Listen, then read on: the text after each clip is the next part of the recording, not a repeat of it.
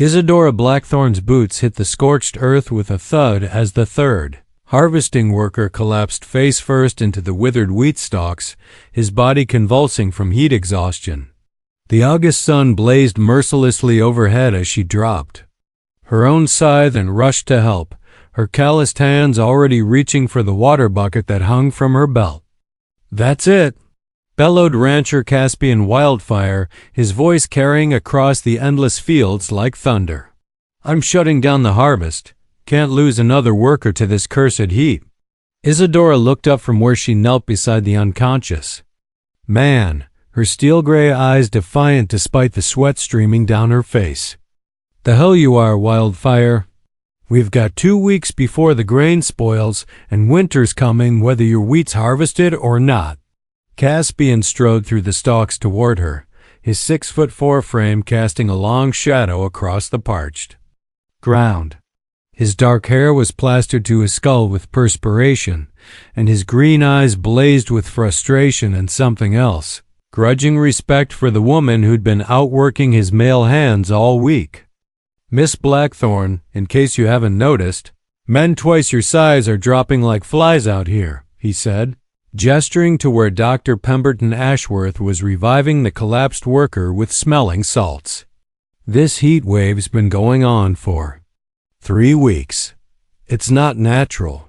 "Natural or not, those wheat stalks don't care about your excuses," Isadora shot back, rising to her full height of 5'8".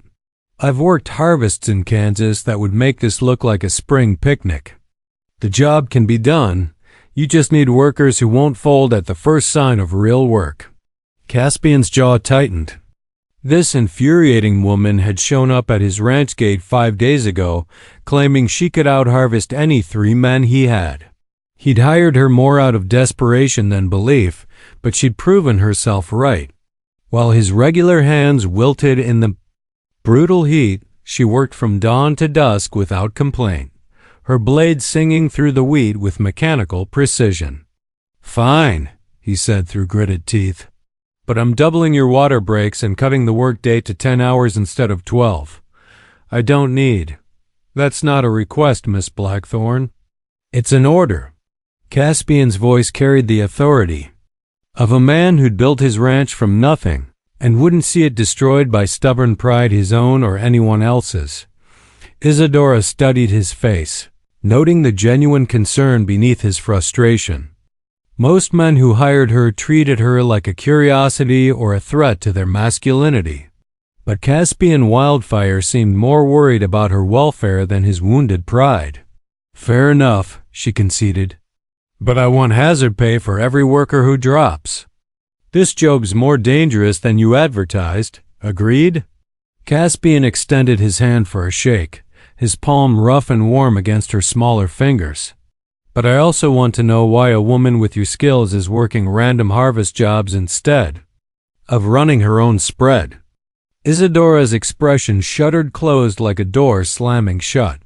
"That's not part of our business arrangement, Mr. Wildfire." As she pulled her hand free and walked back toward the wheat field, Caspian found himself watching the confident sway of her hips and wondering what shadows were hiding behind those storm-gray eyes. He'd hired her to save his harvest, but something told him Isadora Blackthorn was going to change more than just his crop yield. The afternoon sun beat down mercilessly as 2 more workers stumbled toward the shade, leaving only Isadora and 3 others still standing in the field. Whatever curse had settled over the Wildfire Ranch, it seemed determined to test every soul who dared challenge it. The collapse of Jeremiah Thornfield happened just after dawn on the 6th day, his massive frame hitting the ground like a felled oak tree. Isadora was beside him before Caspian could cross the field, her hands checking his pulse with the efficiency of someone who'd seen too many men fall to heat and exhaustion. "He's alive, but barely," she called out, her voice tight with concern. "His skin's burning up and dry as parchment. This isn't just heat exhaustion, something else is wrong." Caspian knelt beside them, his face grim as he took in Thornfield's condition. The man had been working ranches for 20 years and could handle heat better than most. "Doc Ashworth's in town until noon. We need to get Jeremiah to shade and start cooling him down." "I'll handle it," Isadora said, already organizing the remaining workers to carry Thornfield to the ranch house. "You keep the others working. We can't afford to lose another day." "Like hell you'll handle it alone," Caspian snapped, surprising himself with the vehemence of his response. "Thornfield weighs 200 pounds, and you've been working since before sunrise." Isadora's eyes flashed with annoyance. "I've been taking care of myself just fine without your help, Mr. Wildfire. Don't start treating me like some delicate flower now." "I'm not treating you like anything except a valued employee who's pushing herself too hard," Caspian shot back. "And as your employer, I'm ordering you to take a break while we deal with this." The standoff lasted several tense seconds before Isadora's practical nature won out. "Fine, but I want to examine the water supply and the grain itself." 3 men don't collapse from normal heat, especially not veterans like Thornfield. Together they carried the unconscious man to the ranch house, where Caspian's housekeeper, Magnolia Sweetwater, immediately took charge. The elderly woman had been running the Wildfire household for 15 years and possessed an almost mystical knowledge of healing remedies. "Lay him in the parlor," Magnolia instructed, her weathered hands already reaching for her medical supplies. "Miss Isadora, you look ready to drop yourself. Sit down before you join him on the floor." "I'm fine," Isadora protested, but Caspian's firm hand on her shoulder guided her to a chair. "You're not fine. You're exhausted, dehydrated, and too stubborn to admit it." He poured her a glass of cool water from the kitchen pump. "Drink this while Magnolia works on Thornfield." As Isadora reluctantly sipped the water, she studied Caspian's profile.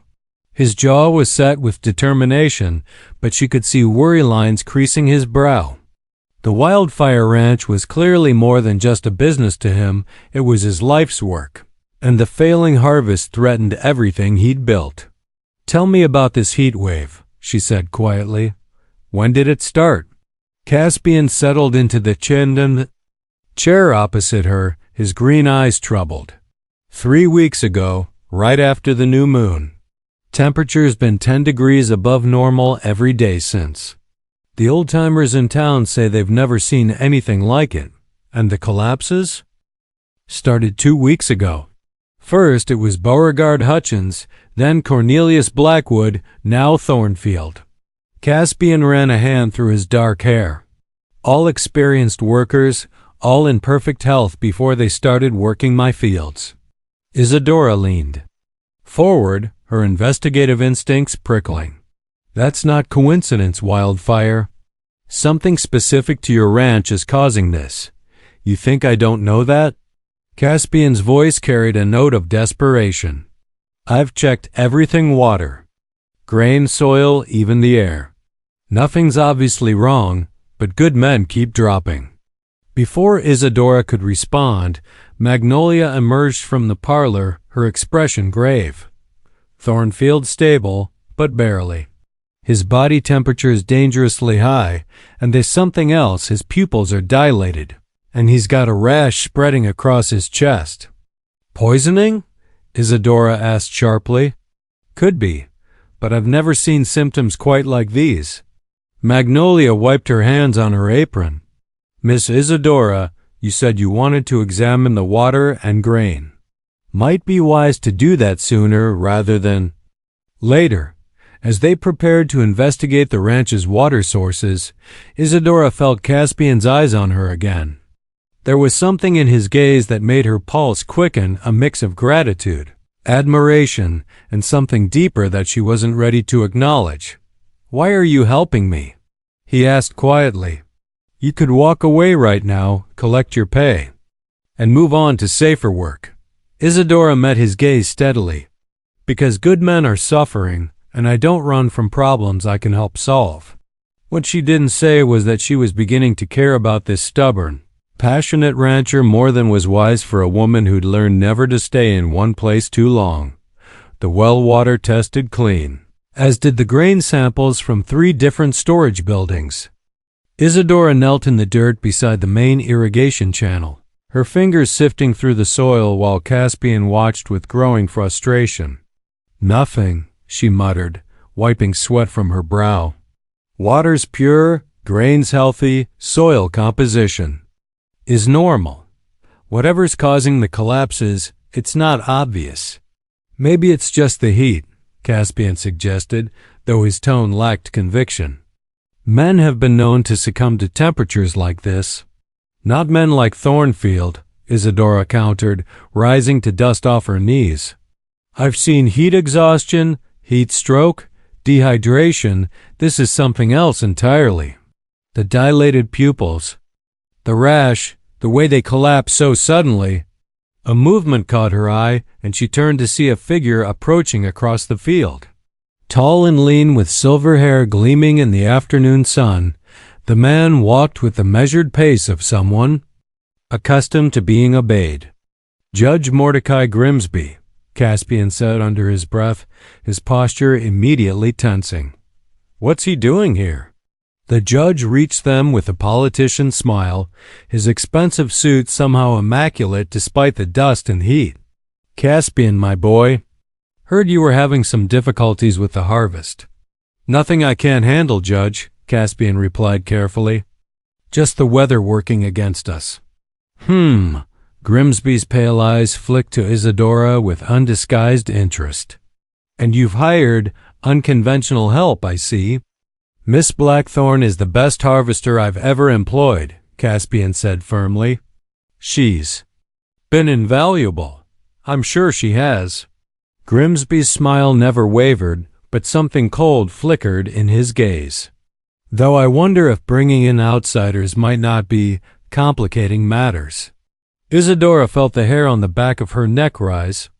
There was something about this man that set every instinct she possessed on high alert. "Complicating how exactly?" "Oh, just that these incidents seem to have started around the time new people began working the fields." Grimsby's tone was conversational, but his words carried an unmistakable threat. "Perhaps the solution is to return to more traditional methods." "The only tradition I'm interested in," Isadora said coldly, "is the one where good men don't collapse for mysterious reasons while trying to earn an honest living." Grimsby's mask slipped for just an instant, revealing something calculating and malevolent underneath. "Careful, young lady. This territory can be dangerous for those who don't understand its complexities." Before either Caspian or Isadora could respond, the sound of hoofbeats interrupted the tense conversation. Dr. Ashworth rode up at a gallop, his medical bag bouncing against his saddle. "Caspian," he called out as he dismounted. "How's Thornfield?"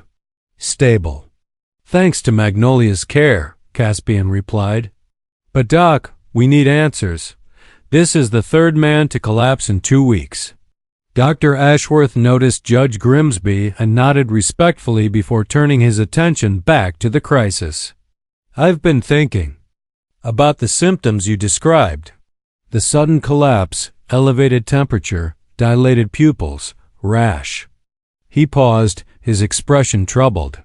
"I'd like to examine the affected areas more closely." "What are you thinking?" Isadora asked. "Foxglove poisoning," Dr. Ashworth said grimly. "The symptoms match, and foxglove grows wild throughout this region. If someone were to introduce it into the work environment." "You're suggesting sabotage?"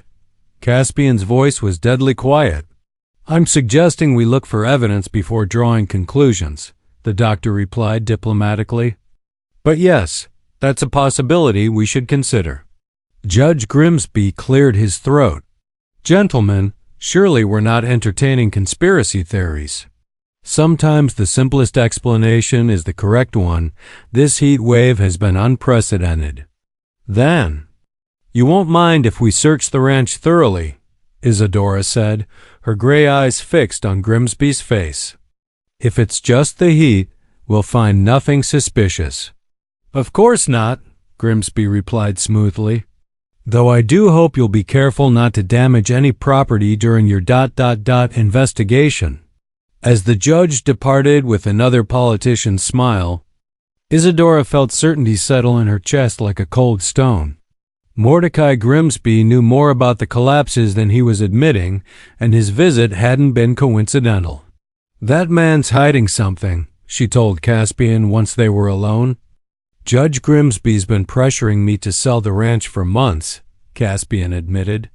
"Says the land would be better used for railroad development. And mysterious worker collapses would certainly hurt your harvest income," Isadora mused. "Make it harder to pay your debts, force you to consider selling. You think he's behind this?" Isadora nodded grimly. "I think we need to search every inch of this ranch before another man collapses. And we need to do it tonight when certain judges aren't watching our every move." As the sun began its descent toward the western horizon, Isadora realized that solving this mystery had become about more than just saving the harvest. It had become about protecting the man she was rapidly falling in love with, whether she was ready to admit it or not. Midnight found Isadora and Caspian creeping through the wheat fields with oil lanterns shuttered to cast narrow beams of light. The nocturnal search had been her idea, but Caspian's intimate knowledge of his land made him the perfect guide through the maze of irrigation channels and storage buildings. "There," Isadora whispered, pointing to a cluster of purple flowers, growing wild along the eastern fence line. "Foxglove, Digitalis purpurea, highly toxic if ingested or absorbed through the skin." Caspian knelt beside the deadly blooms, his lantern illuminating their bell-shaped petals. "I've seen these before, scattered around the ranch. Never thought. Much of them wildflowers are common enough.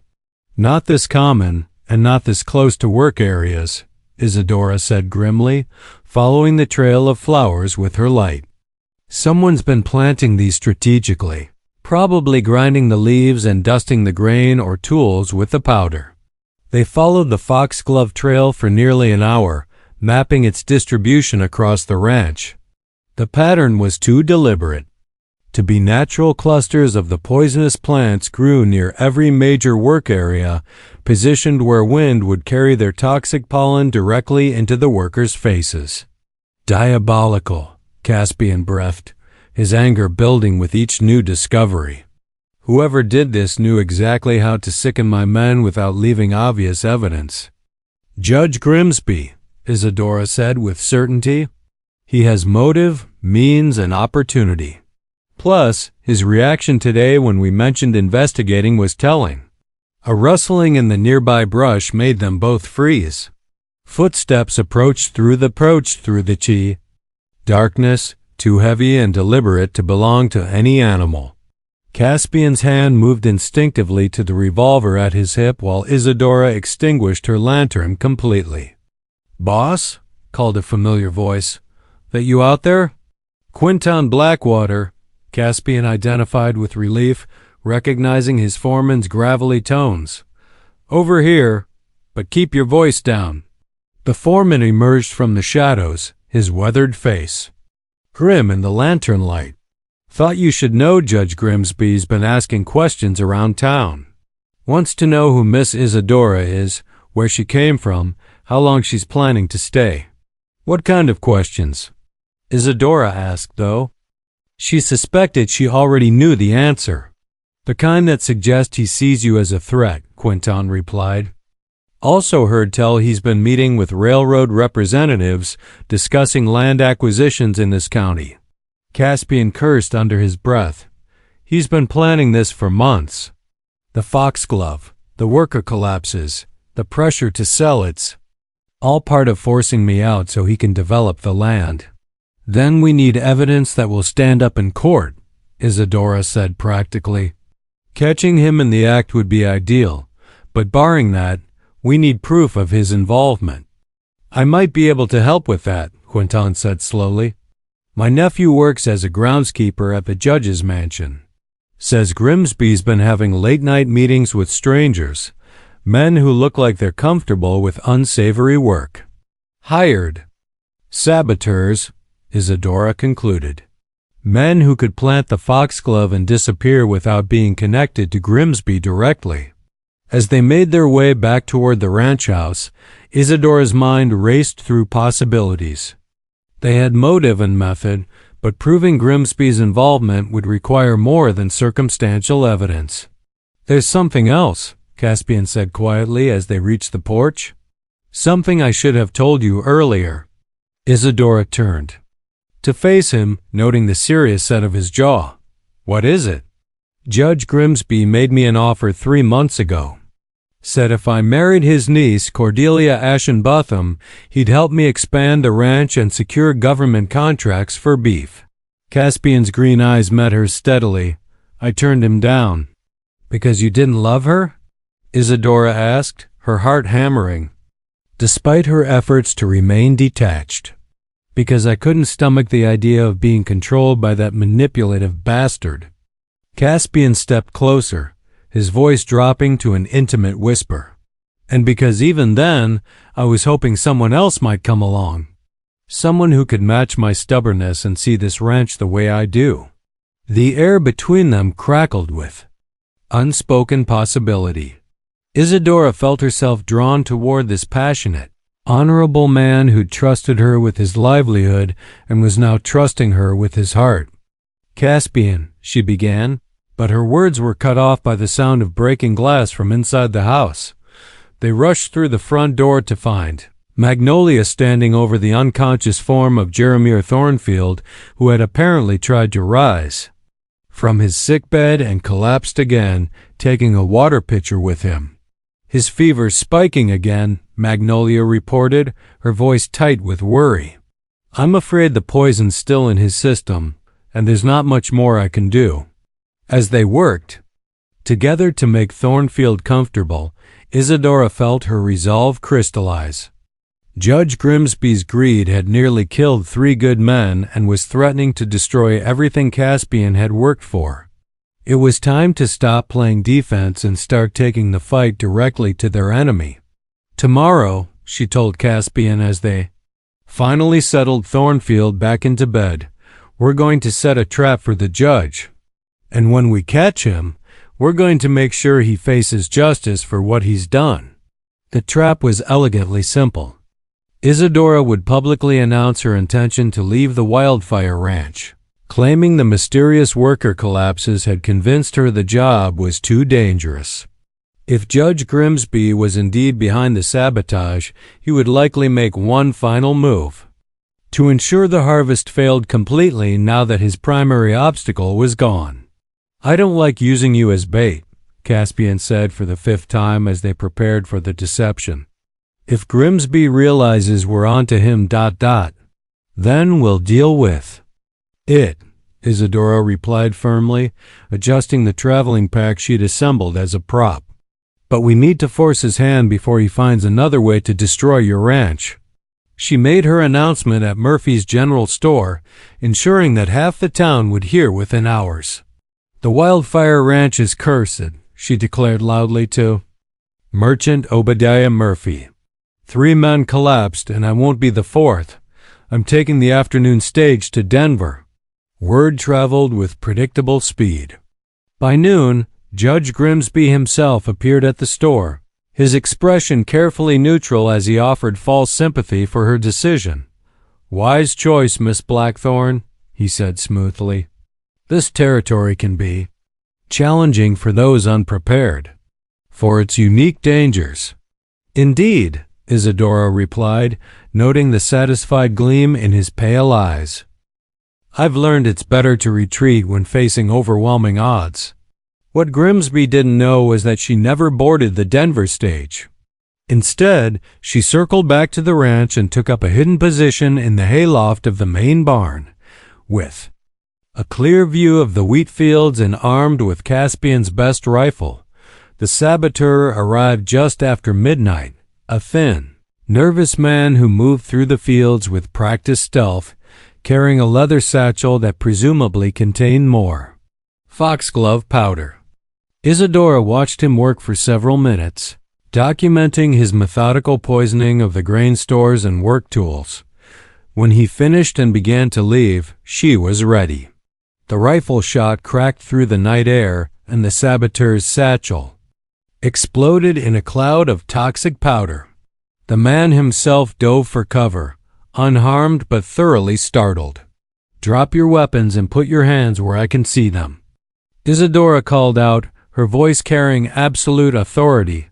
The saboteur scrambled to his feet and ran, but Caspian was waiting at the field's edge. The two men grappled briefly before the rancher's superior size and strength won out, pinning the would-be poisoner to the ground. "Name's Lucius Crow," the captured man gasped when threatened with the local sheriff. "Judge Grimsby hired me to discourage workers at this ranch. Said it was just business, nothing personal." "Business that nearly killed 3 men, Caspian said grimly.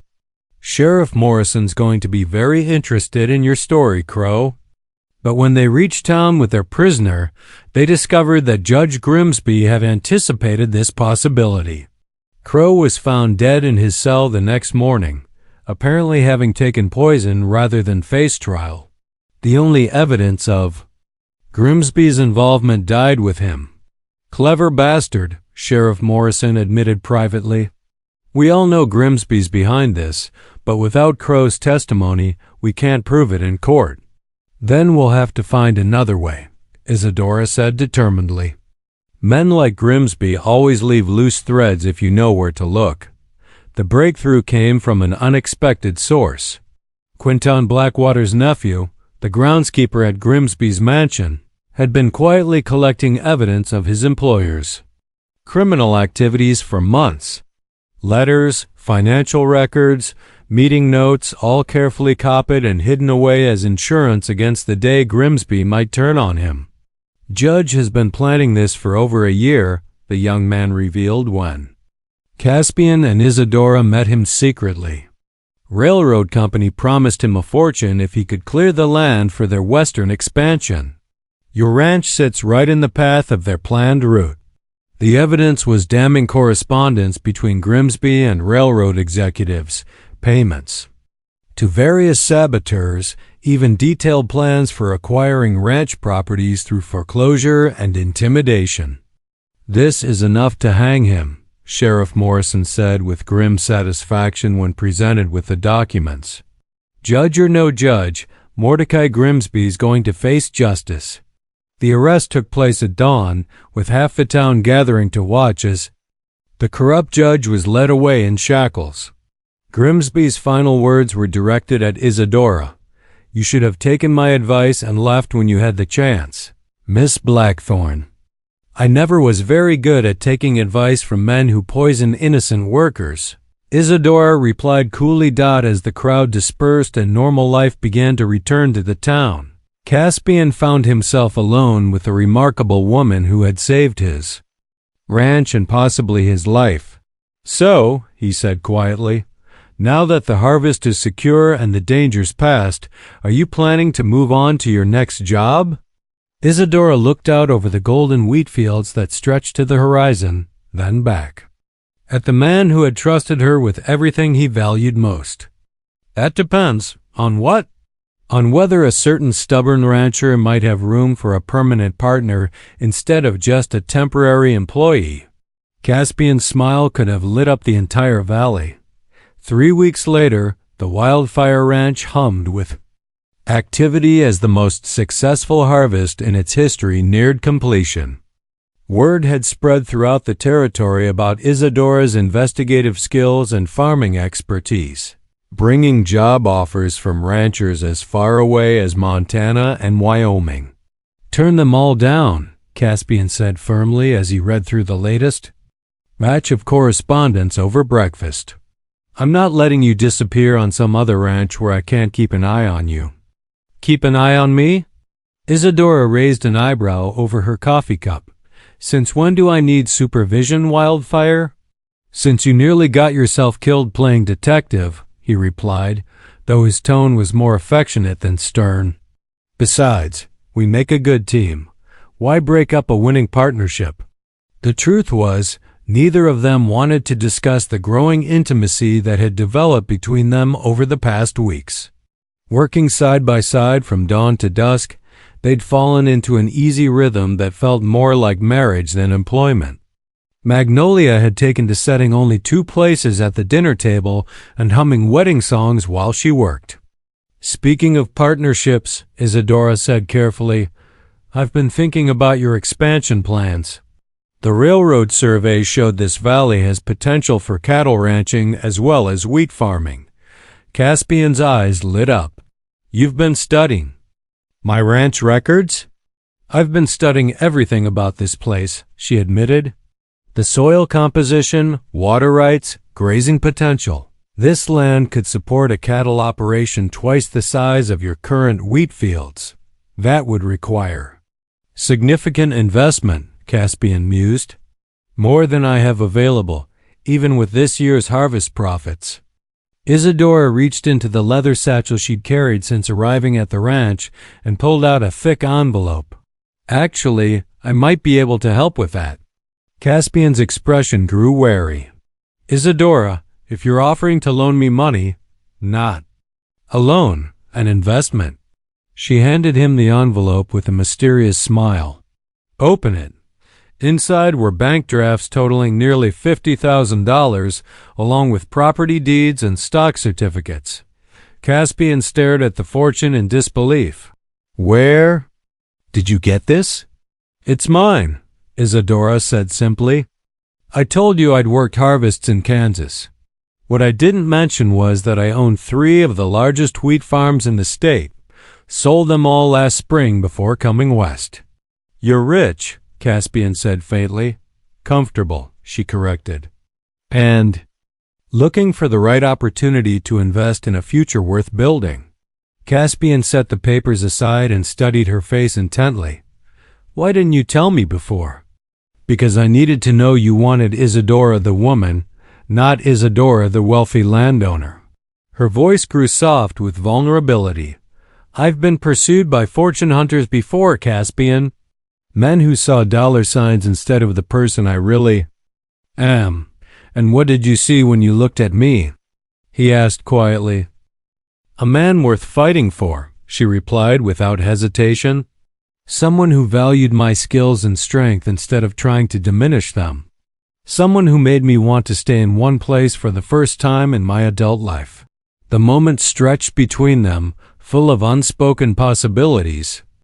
Then Caspian rose from his chair and moved around the table to where she sat, kneeling beside her chair so they were at eye level. Isadora Blackthorne, he said formally, would you consider becoming my partner in every sense of the word? Not just in business, but in life? Her heart hammered against her ribs as she met his earnest green gaze. Are you proposing to me, Caspian Wildfire? I'm proposing a merger, he said with a grin. The Wildfire Blackthorn Ranch has a nice sound to it, don't you think? Before she could answer, the sound of approaching riders interrupted the intimate moment. Sheriff Morrison appeared at the kitchen window, flanked by 2 men Isadora didn't recognize. Caspian Miss Blackthorne, the sheriff called out. Got some folks here who'd like a word with you. The men introduced themselves as federal marshals investigating Judge Grimsby's connections to a larger conspiracy involving railroad land acquisition and political corruption. The evidence Isadora had helped uncover had exposed a network of fraud stretching across 3 territories. You've both been recommended for commendations, Marshal Fitzpatrick explained. Your investigation likely prevented dozens of other ranchers from facing similar sabotage. Just doing what needed to be done, Isadora replied modestly, though she couldn't hide her satisfaction at bringing criminals to justice. After the marshals departed, promising that Grimsby would face federal charges in addition to local ones, Caspian and Isadora found themselves alone again on the kitchen porch. So, Caspian said, picking up where they'd been interrupted, what do you say about that merger proposal? Isadora looked out over the golden wheat fields that had brought them together, then at the man who'd proven himself worthy of her trust and her heart. "I say yes," she replied softly, "to all of it. The ranch, the partnership, the future we'll build together." As Caspian gathered her into his arms for a kiss that tasted of promises and new beginnings, Isadora knew she'd finally found what she'd been searching for without even realizing it, a place to call home and a love worth staying for 6 months. Later, the wedding of Caspian Wildfire and Isadora Blackthorn became the social event of the decade in their corner of Colorado territory. The ceremony took place in the same wheat field where they'd first worked together, now transformed by Magnolia's artistic vision into a golden cathedral beneath the autumn sky. "Never seen a bride carry a size down the aisle before," chuckled Reverend Obadiah Sweetbriar as he prepared to officiate. "Though I suppose it's fitting for you two." Isadora's wedding dress was a practical compromise, elegant ivory silk that she could actually move in, with sleeves that wouldn't catch on. Farm equipment if needed. The decorative scythe was Caspian's idea, a symbol of the work that had brought them together and the partnership they'd built. "Do you, Caspian Wildfire, take Isadora to be your lawfully wedded wife, your partner in all endeavors, your equal? In all things?" "I do," Caspian replied, his voice carrying across the gathered crowd of ranchers, townspeople, and even some of the federal marshals who'd become friends during the corruption investigation. "And do you, Isadora Blackthorn, take Caspian to be your lawfully wedded husband, your partner in all endeavors, your equal in all things?" "I do," Isadora said firmly, meaning every word with her entire being as they kissed to seal their union. The crowd erupted in cheers and the sound of rifle shots fired in celebration. The Wildfire Blackthorn Ranch was officially born, uniting two strong individuals into an even stronger whole. The reception featured Magnolia's famous barbecue and enough dancing to wear out half the county. As the evening wound down and guests began departing for their own homes, Caspian and Isadora found themselves alone on the porch of their newly expanded house, watching stars emerge in the darkening sky. "Any regrets?" Caspian asked softly, his arm around his new wife's shoulders. "Only that it took a poisoning plot for us to meet," Isadora replied with a smile. "Though I suppose we both needed the right circumstances to find each other."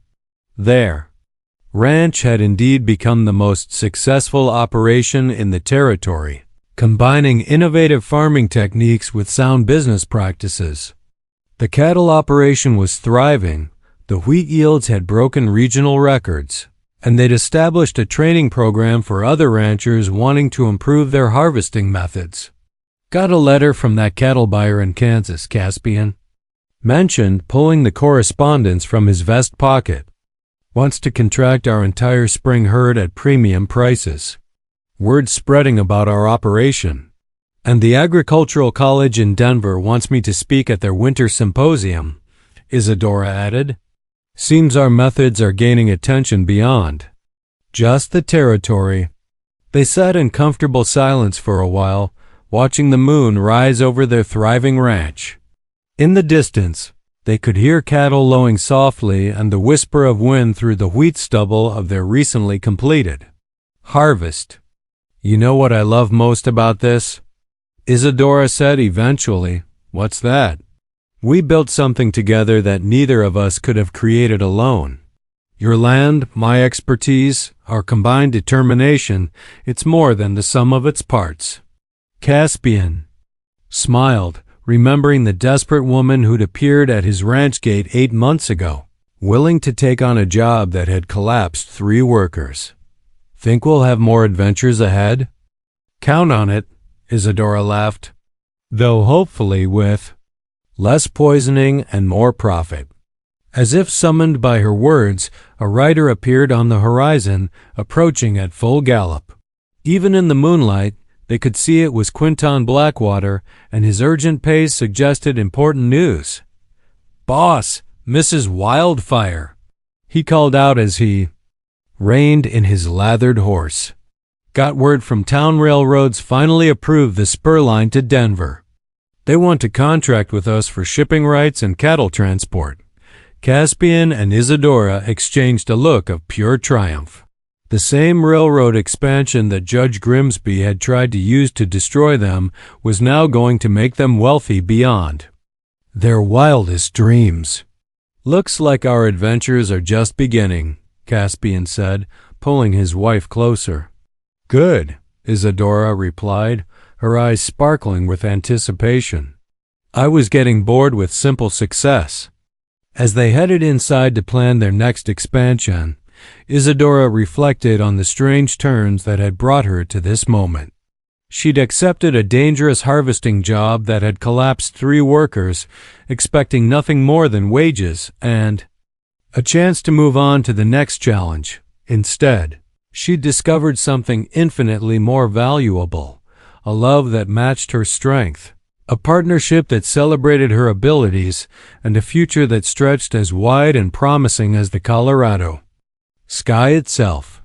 The Wildfire Blackthorn Ranch would become legendary throughout the American West, but its greatest success would always be the love story that began with a woman brave enough to take the job that no one else would dare accept, and a man wise enough to recognize that his salvation had arrived disguised as his greatest challenge. Under the vast canopy of western stars, Caspian and Isadora Wildfire planned their empire. Their hearts full of the satisfaction that comes from building something lasting together, a legacy that would endure long after the wheat was harvested and the cattle were counted, because it was founded on the strongest foundation of all: love, respect, and the courage to face any challenge as long as they faced it together.